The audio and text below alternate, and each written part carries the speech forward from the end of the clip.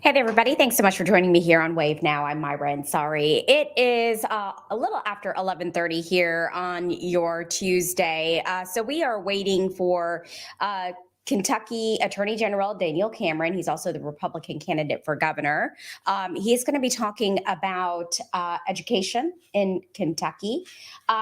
I don't know, but I expect him to address the situation at Jefferson County Public Schools about how they had to cancel classes because of the busing issue. That may be a topic that comes up in this press conference, a big part of it. But according to his office, he's going to be talking about the historic learning loss that's occurred under what they say the Beshear administration. So we are waiting for this press conference to start here in Louisville. But according to Beshear or Cameron, excuse me, according to Cameron, he's quoting the National Assessment of Educational Progress, the NAEP, and the Kentucky Department of Education. He's saying that fewer than half of Kentucky students are proficient in math or can read on grade level. Only 29% are proficient in science. So Daniel Cameron is going to be giving us what he calls his catch-up plan, ways to some of the issues that he plans to help Kentuckians if he is elected governor. So this is, according to him, this proposal is the second major policy initiative unveiled by the Cameron campaign last month. Attorney General Cameron released the Cameron Public Safety Plan to reduce crime and support law enforcement. So we wanted to bring this to you live here. I think they're running a little bit late. So that's what we are doing here for you live, just bringing this press conference so you can see exactly what he wants to do. And wanted to bring this to you live here on Wave Now. So we are just waiting on standby. So I appreciate you all hanging out with me and waiting for this to start. Again, this press conference is happening at the Jefferson County Republican Party headquarters today. It's supposed to start at 11:30, so running just a little bit behind. Before this, he was in Lexington giving the same press conference outlining his plan, so waiting for him to catch up. Governor Beshear, we'll have him on later today around 2 o'clock here on Wave Now. He's going to be having a press conference with MSD, but we expect him to also make comments about what happened at JCPS since classes being canceled for several days because of the busing issues there. So this is a live look at Cameron's press conference. It's happening at the Republican Party headquarters in Louisville.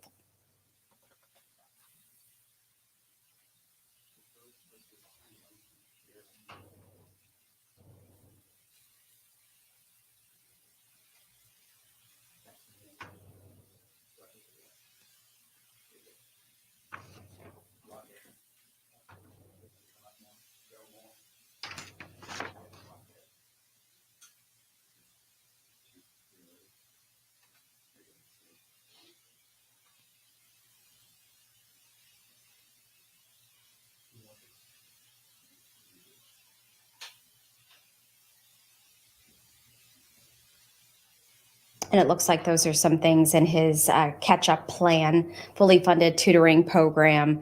Sorry, our photographer's getting some video there. That's why it's a little shaky. Restore classroom discipline.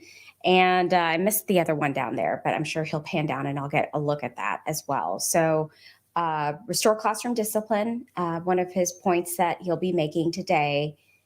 And surge resources to teachers in classroom. There he is. All right. Well, good morning.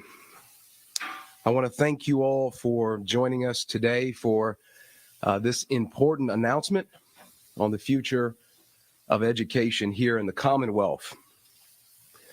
But at the outset, I want to do something. I want to make something clear today that I tried to convey when I spoke at the School Administrators Conference a few weeks ago. To any teacher or administrator who is watching right now, I want you to know that I offer this proposal, these ideas, out of a spirit of humility. I know that you might have some apprehensions about me, or for that matter, any Republican nominee for governor. So let me just simply say, I'm sorry.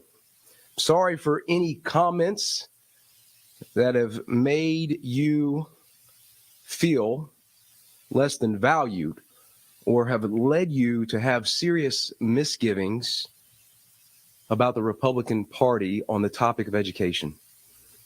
Know that this is heartfelt. And it's why I stand here before you today, because I want you to know that I appreciate you, that I respect you, and that I see what you do daily to fight for our kids. And I want to usher in a new relationship between our teachers, our school administrators, public education, and the Republican Party. And under my leadership, we will do so not only in word, but in deed. We know that the foundation of any strong society is protecting the family unit, maintaining safe streets, and making sure our kids have a quality education. And you and I know that while Andy Beshear has gotten really good at taking photos and passing out checks, he's not been great at addressing those core pillars necessary for a thriving society. In fact, because of his leadership, those foundational pillars are eroding underneath us. When it's come to protecting the family unit, specifically the innocence of our youth, he's been an obstacle. When the legislature passed common sense legislation to protect women's sports from biological males and to protect our children from transgender surgeries, Andy Beshear vetoed it. And on the issue of public safety, Beshear has made our streets more dangerous. Now, I know he unveiled a crime plan last week, but Kentuckians got a true taste of his crime plan in 2020 when he unlocked the jails and let out nearly 1,700 criminals, and a third of those criminals recommitted felonies, making law enforcement's job harder and our communities less safe.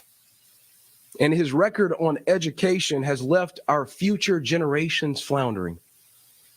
While he was unlocking the jails, he was locking the schools. And because of it, our children are worse off than when he took office. Every metric by which we measure our students has seen a drop under Beshear's leadership. Fewer than half of Kentucky's students can read at grade level. In math, it's even worse. Science, just 29%. In national assessments since 2019, we have declined in every single tested category. And the governor's indifference to our children has caused many of them to be indifferent to school. Chronic absenteeism is near a 30% high since Andy Beshear's lockdowns. Think about that. 3 in 10 kids barely coming to school at all. The rise in despondent students born out of Beshear's short-sighted decision-making will only add to the learning loss, which is estimated to reduce students' lifetime earnings by tens of thousands of dollars. And all the while, kids, parents, and teachers are suffering. The failures of the last 4 years will cause ripple effects throughout families and society for generations. Andy Beshear followed Anthony Fauci down a rabbit hole of school closures that damaged our kids' future. And if you live in Jefferson County, the decline brought about by the Democratic Party is on full display. From a school board more focused on pronouns than bus routes, to a governor who shut down our schools, abandoned our families, and made our communities more dangerous. Kentucky's foundation under the Democratic Party's leadership is crumbling. But that's why I'm running for governor, to repair and restore our foundation, to make it stronger and more durable. That's why, as Attorney General, I have proudly defended legislation to protect our children. It's why, as a candidate for governor, I've offered a 12-point plan on public safety that details how we'll support the brave men and women of law enforcement and make our community safer. It's why today I'm offering a bold education plan. We don't have to accept the decaying of our foundation. We don't have to accept a decade of decline for our children, unfulfilled promises for our teachers, and empty rhetoric for our families. We don't have to accept a governor who created an environment where an education commissioner felt brazen enough to demand that hardworking teachers quit their jobs. They didn't buy into the gender ideology curriculum. We can move forward. We can discard the policies of the past and embrace a future built on a solid foundation. A future in which a governor isn't constantly trying to stoke division between a political party and our educators, but instead looks to bring everyone together for the benefit of our kids. And I want every one of our public educators to know that I don't see you as political pawns. I see you as family. I see you in the form of my mom, who poured into her students at the community college. I see you in the form of my wife, who made the best of online instruction, relentlessly pursuing her kids despite the governor's shutdowns. And I see you in the form of my sister-in-law, who has been excited about the start of the school year and being at a new school. Public education is personal to me because I've lived it through those three women's experiences and my own as a student in the Hardin County school system. So when I say I have every reason in the world to support and promote our public education system, I mean it. Now, if we allow what Andy Beshear and the Democrats have done to our kids to turn into the status quo, then we will have permitted thousands of young people to be robbed of their God-given potential and their shot at the American dream. We cannot build a prosperous future without catching our kids up. So that's why today I am announcing and unveiling the Cameron Catch-Up Plan. It's a bold strategy that is built on peer-reviewed best practices to aggressively close the learning gap, to improve the classroom environment, and to get resources directly to our teachers. Now, this is a large undertaking, and it won't be without significant cost, but I can think of no higher purpose than fulfilling our obligation to provide a quality education to every Kentucky student. Bold ideas are needed when the stakes are this high. My plan will unite us all in the great purpose of giving our children a better future. Now, the cornerstone of the Cameron Catch-Up Plan is addressing learning loss by treating it as the emergency that it is. We will implement the largest expansion of reading and math instruction in the history of the Commonwealth. We will fully fund a 16-week tutoring program for additional math and reading instruction during both summertime and after school hours. This plan is designed to rescue the students who have fallen behind the most. The research is clear, and examples from other states with better and stronger governors are compelling. Targeted and quality instruction offered in individual or small group settings over an extended period can be transformative in the life of a student and has been proven to help students who are grade levels behind in reading outcomes. Now, Andy Beshear, as we all know, kept students out of the classroom. Now, I believe it's time to do the opposite by encouraging them to spend more time there. I'm the husband of a former teacher. I understand that no one is more frustrated by the current situation in our classrooms than our education professionals.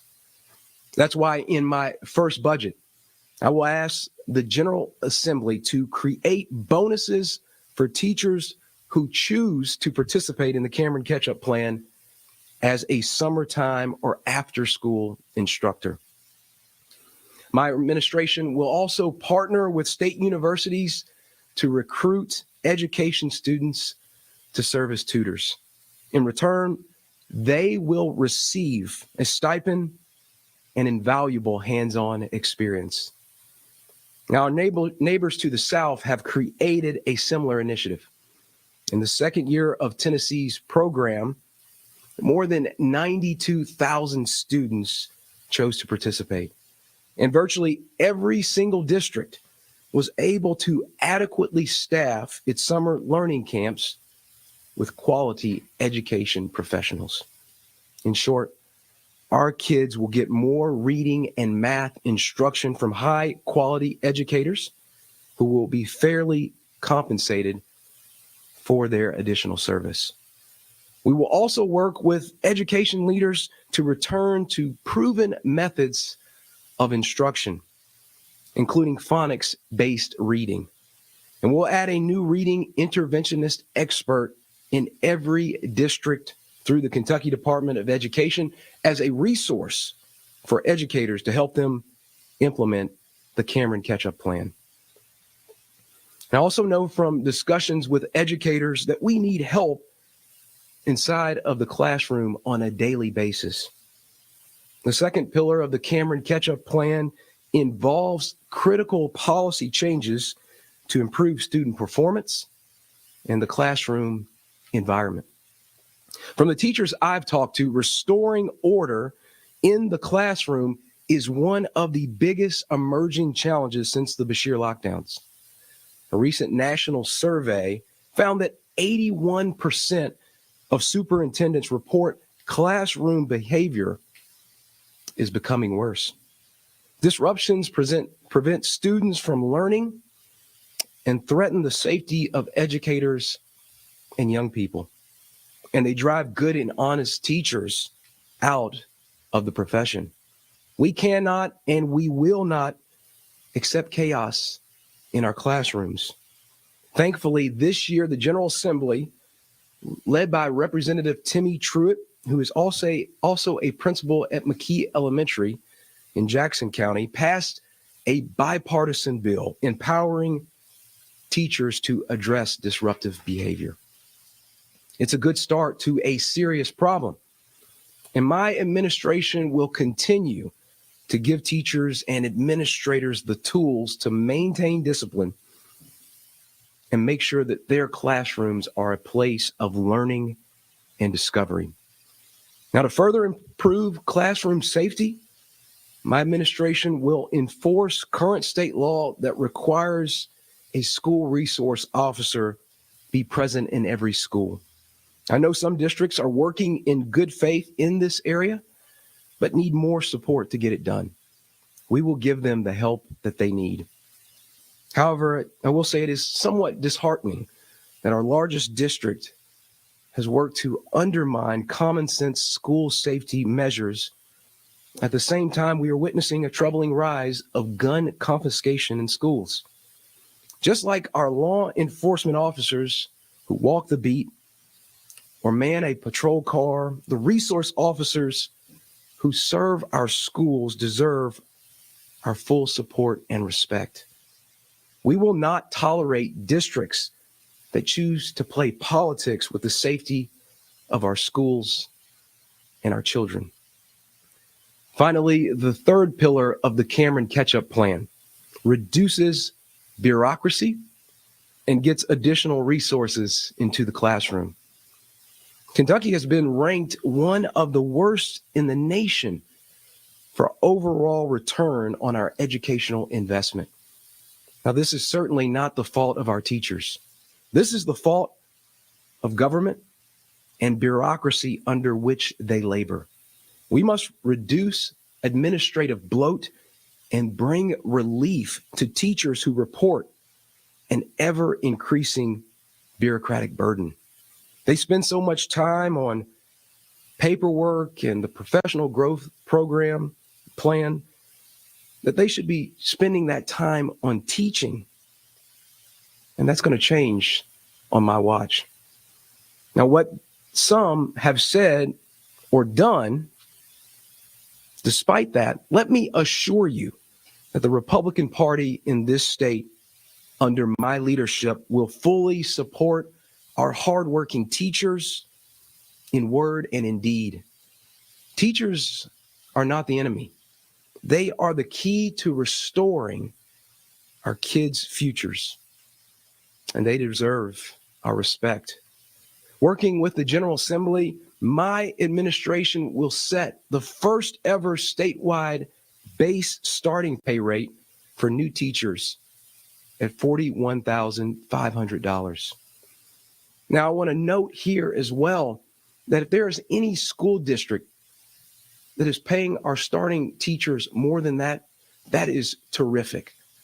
But what our plan entails is making sure that we get every county in our Commonwealth up to that number so that we can ensure that our teachers are in a position to take care of themselves and be confident in the classroom as they work with our students.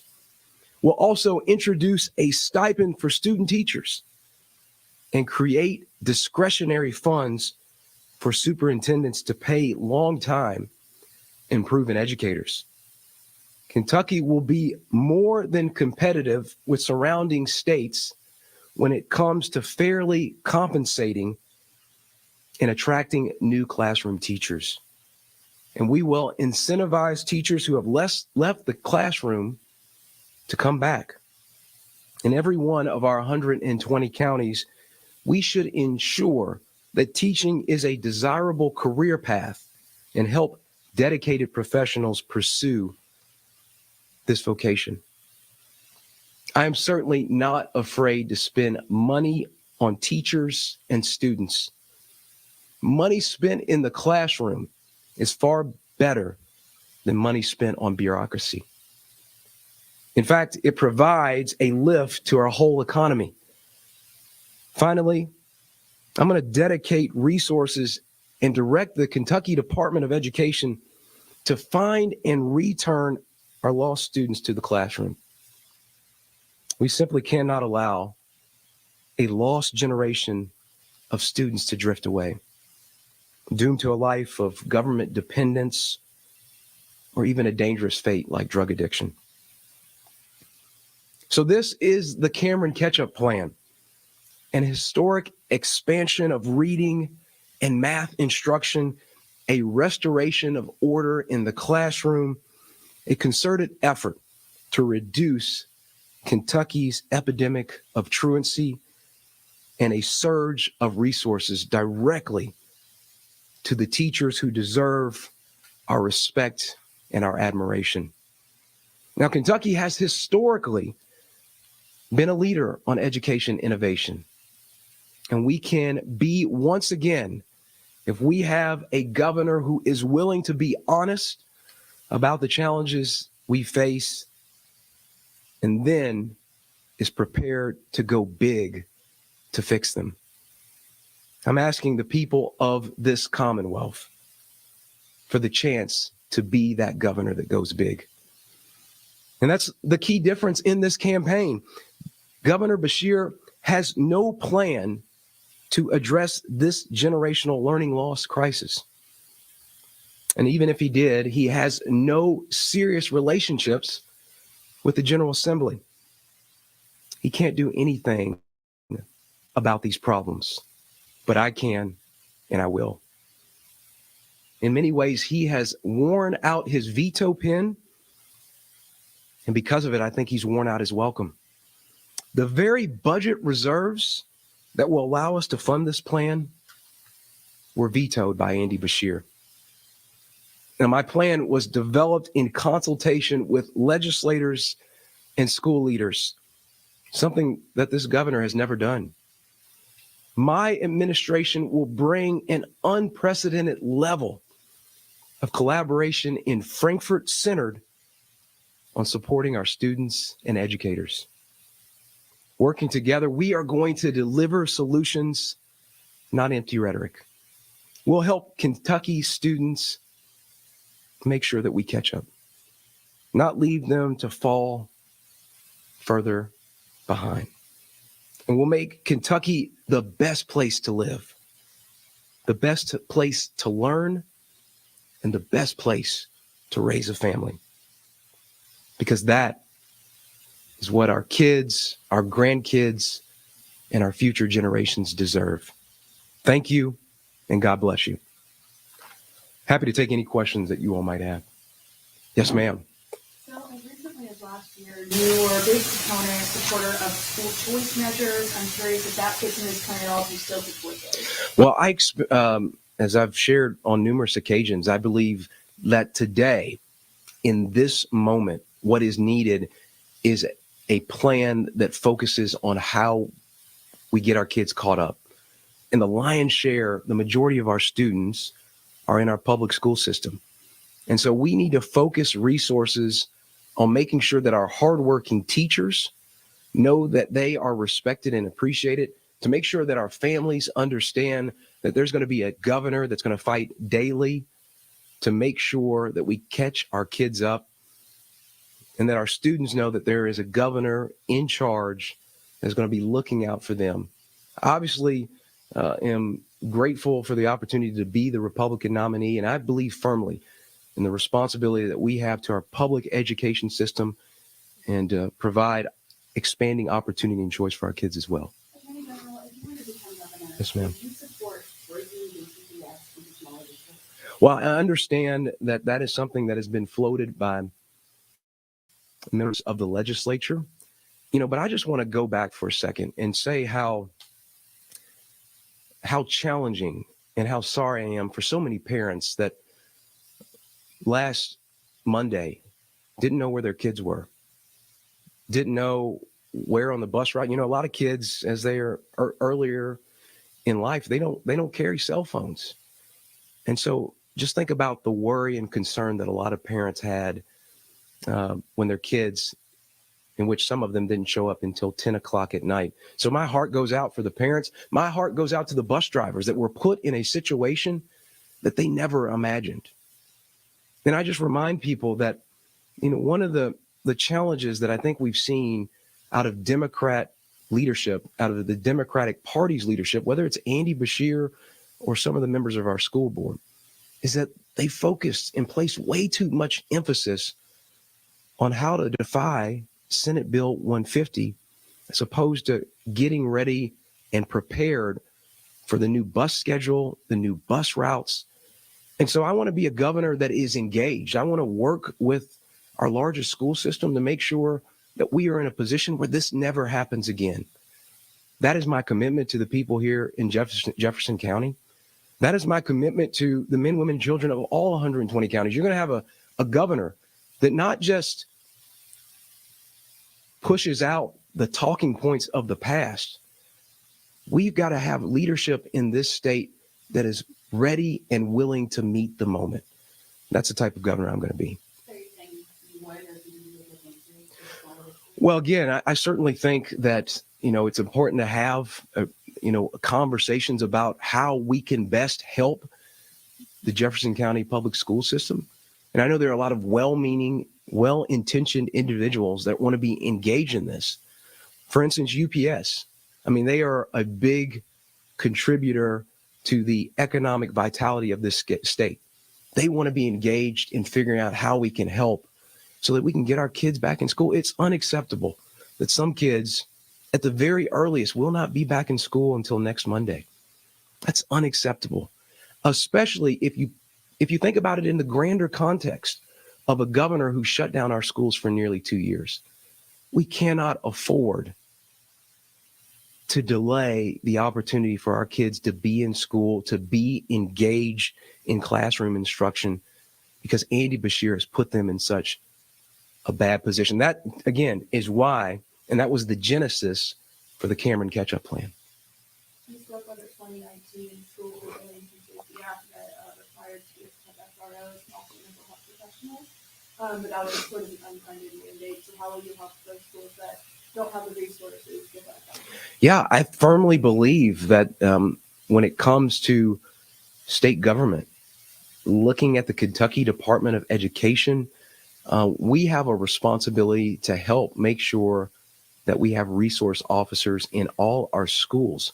And again, as I noted earlier, I mean, there are so many school districts in so many counties across Kentucky that are working as hard as they possibly can in a good faith way to comply with that state law.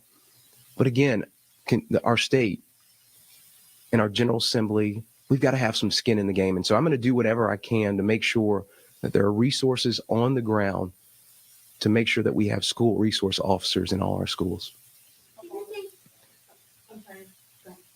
Follow up on that. How much do you anticipate some higher paying costing, and do you anticipate any obstacles from that? Well, one of the things that I think is really important on that front is that rather than, as we've seen from Andy Beshear, he's very good at drafting on the coattails of the work that our General Assembly has done over the last 3 and plus years on passing tax cuts. He's very good at taking credit for those things, but he has no relationship with our legislature. And so, he might very well, again, in an election season, say things to make folks feel good. But at the end of the day, and I want to make sure our teachers know this, Andy Beshear has no viable way to get anything done on your behalf. It's because he has spent the last 3.5 years stonewalling and throwing the members of our legislature under the bus. Literally, he has no relationship with any of the members of the Republican caucus. And that, again, is not a healthy place, especially, as I talked about earlier, for any society to flourish, to thrive. There are 3 pillars that are necessary. You got to have low crime, you got to have good quality education, and you got to have protection of the family unit. And on every one of those pillars that are foundational to society, Andy Beshear has done more to erode that because he simply does not have the relationships with our legislature. And so it's a long way of coming back to the original point and to your question, which is that in advance of announcing this policy and proposal today, I did what a leader should do. I reached out to members of the legislature to get their buy-in, to get their interest, to get their attention, because as I talked about earlier, this is about making sure that folks, whether you're a family, whether you're a student, whether you are a teacher, to recognize that the Republican Party is under new leadership. And we intend, not only for this decade, but for decades to come, to be the education partner. And so on your specific point of, how much do we anticipate this costing? I roughly at this juncture see at about $100 million. That's what we have pinpointed or targeted as what will be necessary. If it takes more, as I talked about in my remarks earlier, we'll do it because it's important to fund our teachers and to fund our students, because we know, as any teacher knows, as any parent knows, they're our future. So we've got to do everything we can to catch them up and give them a fighting chance to thrive and flourish here in the Commonwealth. You mentioned earlier raising the base start pay for teachers across the state. Yes, ma'am. I believe in the past you've mentioned the possibility of boosting all salaries. Is that still on the table? Are you considering that? That's very much what we're intending as we talk about increasing the starting salaries for new teachers. There will be a ripple effect, right? Because of how the tiers are structured now within our education system. And so we firmly believe that by increasing and raising starting pay, that will ultimately mean that other teachers that have been longer in service will get raises as well. Do you think that JCPS is too big of a district to accomplish all the things it's trying to accomplish? Well, I certainly think that we need to have a conversation about how best we can help Jefferson County, and in particular, the public school system. And so, part of this plan is not only to address the challenges that we see here in this school system, but for every school system across Kentucky. And again, I want to, in a good faith basis, work with JCPS to make sure that we have a robust education system. I talked about the truancy numbers. I mean, a lot of that is happening right here in Jefferson County. Again, I think that's born out of the fact that we had a governor that was indifferent to getting our kids to school over nearly 2 years. And so whether it's absenteeism or truism, or making sure that we have a world-class education system here in Jefferson County, I'm going to do everything I can to be a part of that. Do you think it's too bad?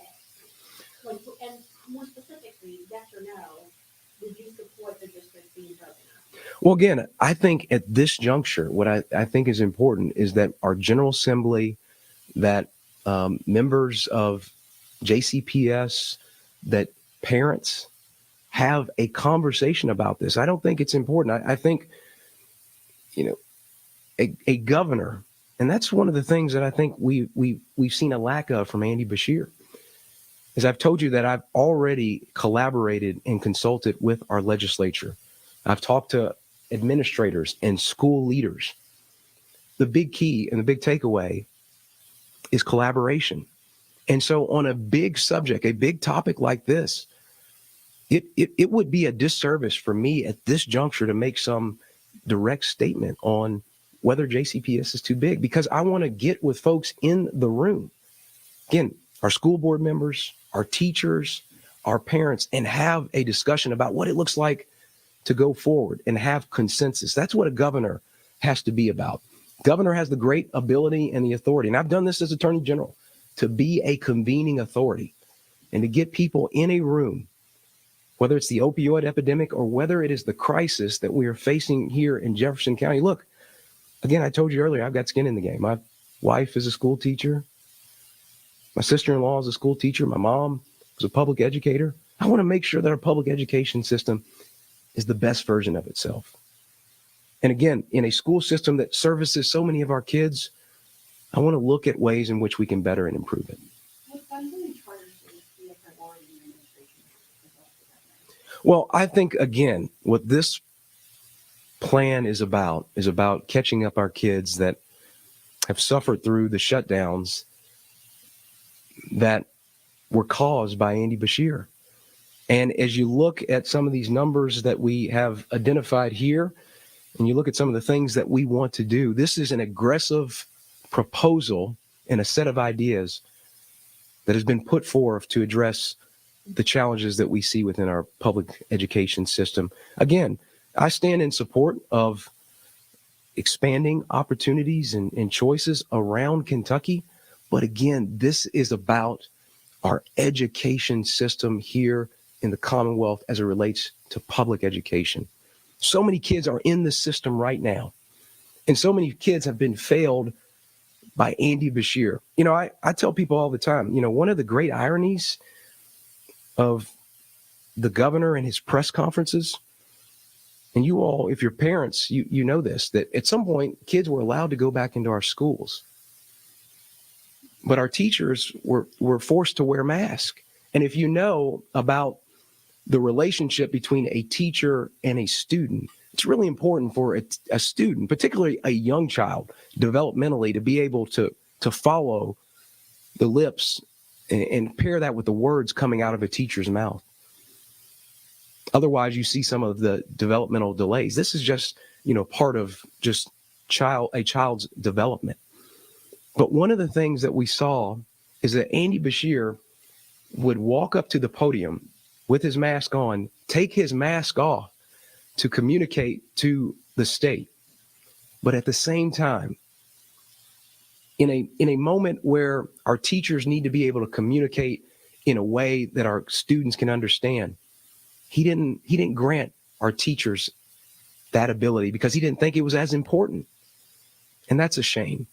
And again, at the end of the day, this is about making sure that our teachers, our parents, our students know that the Republican Party is going to be working hard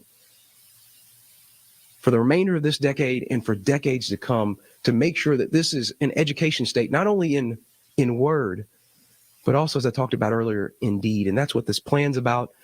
And we're going to keep working and talking about it over the course of the next several months. But that's not where this stops, because, again, because of the conversations I've had with the legislature, I feel very confident that we're going to see progress here in Kentucky on the education front that's going to catch our kids up. You talked about restoring classroom discipline. You focus on SROs, giving teachers the resources that they need. And you talk about policies in classrooms. Is there anything specific or anything that you and your team have seen that you would like to address classroom discipline? And will it also be met with the mental health that children need whenever things like this are happening in schools? Yeah, on the point of mental health, I mean, again, I'm speaking in many ways to the choir. Because Andy Beshear shut down our state for nearly 2 years, we've seen an increase in mental health challenges. We've seen an increase in the number of children that feel like they're disconnected from communities and society because they were told to be siloed for roughly 2 years. And so as it relates to the classroom and how we can establish best practices and models to help our kids, one of the things that I've heard countless times from teachers is that they don't have an option. They don't have a way to move a student that perhaps is being disruptive out of that environment and placing them in another environment that also allows that child to still learn, but sets that child on in a different environment from the other students, so that those students can continue to learn without that disruption. And that happens time and time again. And again, teachers and principals talk about this. And so that is why we put it in the plan. That is why we're going to address it. And that is why it's important to have these interventionists in our school district, so that they can identify where there are spots in which there's disruptive behavior. They can report that back to the Kentucky Department of Education, and then we can make decisions along with the department about how to go forward and establish best practices to make sure that our classrooms are as fluid and as good as being a learning environment as they possibly can be. Thank you all so much. Sure, this is a little bit off topic, but what are your thoughts about the situation within our juvenile detention system? You've spoken a lot about resources for kids. There was a complete lack of education for the children that are being held in these facilities. That has been confirmed and reported by many. What are your thoughts about what's going on there, and how did you change that? Again, as a governor who wants to look out for our kids, it's a deplorable situation. And, as governor, again, I talked about collaborating and working with our legislature to address so many challenges. And again, this is about my point earlier about structural, foundational issues that Andy Beshear has been indifferent to. And when you do not address those foundational issues, this one being connected to protecting the family unit, it's not okay. It's not acceptable to have kids sleeping on floors, to not receiving adequate education. But again, Andy Beshear is on an island, has no relationships with our legislature, and can get nothing done to protect our families and protect our kids that are in vulnerable situations. I will be a governor that works with our legislature to address that, along with these other issues that I've talked about. Thank you all so much.